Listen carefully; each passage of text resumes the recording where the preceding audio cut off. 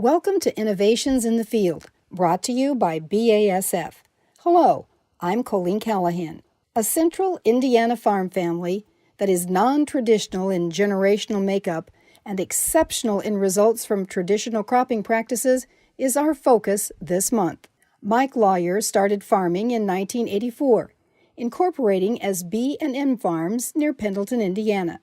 His sister joined then, and in the early 2000s, her two sons, Ryan and Nick, started working for their uncle. Nick did a short stint in trade school and working for a John Deere dealer, but Ryan came right into the operation out of high school. It's definitely a unique opportunity. A lot of people wouldn't get that chance, if they weren't born into it. It's worked out well. We've always, been around here from as long as I can remember, hanging out with Grandma and Grandpa or riding in a tractor or combine. Mike is now 63 years old, and the boys are just over 30. He and Ryan describe their roles in the farming operation. In the spring, per se, Ryan and Nick are a lot involved in our spraying operations. I still plant most of the corn. Ryan plants most of the beans. Nick has a lot to do with tillage and preparation work.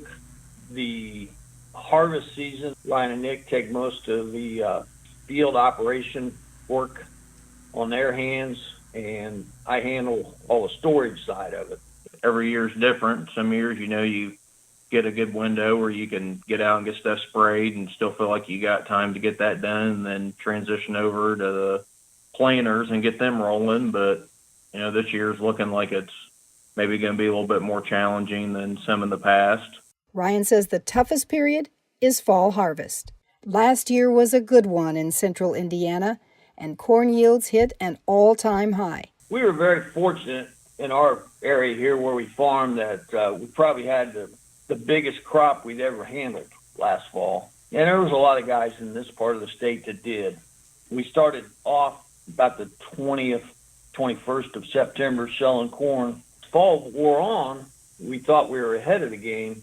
But as the wet periods kind of started stacking up on us, it brought us into the late part of November before we actually finished harvest. There's potential out there for pushing 300 bushel corn without any issues, if everything's perfect. I mean, if you do all your steps the right way and things are in place, Mother Nature cooperates, the rains are timely, you can reach that number. Soybeans, I think it's a little more of a tougher target to hit some years. We don't have any irrigation, so, August rains are usually critical for reaching top yields. But the fungicides, at the right time in the growing season are a big impact there. I think the health of the plant stays in the soybeans a lot longer when fungicides are applied at the right time. Last year, they used Headline Amp on corn and Priaxor on soybeans. B&M Farms, along with other leading-edge farmers, dealers, and consultants, are featured in select issues of Progressive Farmer Magazine's Innovation in the Field, sponsored by BASF. You can also go online to dtnpf.com/innovations and check out two related podcasts on this website as well. Thanks for listening.